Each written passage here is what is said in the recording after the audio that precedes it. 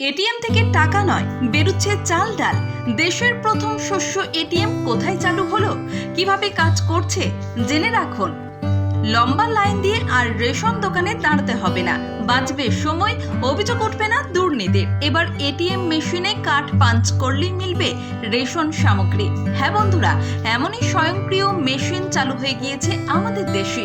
নয়া এই এটিএমে থাকছে একটি টাচ স্ক্রিন, যেখানে রেশন কার্ডের নাম্বার প্রেস করতে হবে, তারপরেই বায়োমেট্রিক অথেন্টিকেশন চাইবে, তখন আঙুলের ছাপ দিতে হবে। ব্যাস, বায়োমেট্রিক অথেন্টিকেশন হয়ে গেলেই পরিমিত রেশন সামগ্রী বেরিয়ে আসবে এটিএম থেকে। গ্রাহকেরা 25 কেজি পর্যন্ত চাল পাচ্ছেন এই এটিএম থেকে। দেশের প্রথম এই শস্য এটিএম চালু হয়েছে ওড়িশায়। আপাতত ভুবনেশ্বরের মঞ্চেশ্বরে বসানো হয়েছে এই অত্যাধুনিক এটিএম। সম্প্রতি রাজ্যের খাদ্য সরবরাহ এবং ক্রেতা সুরক্ষা দপ্তরের মন্ত্রী কৃষণা চন্দ্র পাত্র এই এটিএম মেশিনটির উদ্বোধন করেছেন। আপনি কি চান আমাদের রাজ্যেও চালু হোক এইরকম একটি এটিএম মেশিন? কমেন্টে মতামত জানিয়ে যান। আর হ্যাঁ, ভিডিওটা ভালো লাগলে অবশ্যই চ্যানেলটি সাবস্ক্রাইব করে পাশে থাকবেন। আর ফেসবুক থেকে দেখে থাকলে চ্যানেলটি ফলো করে পাশে থাকুন। ধন্যবাদ।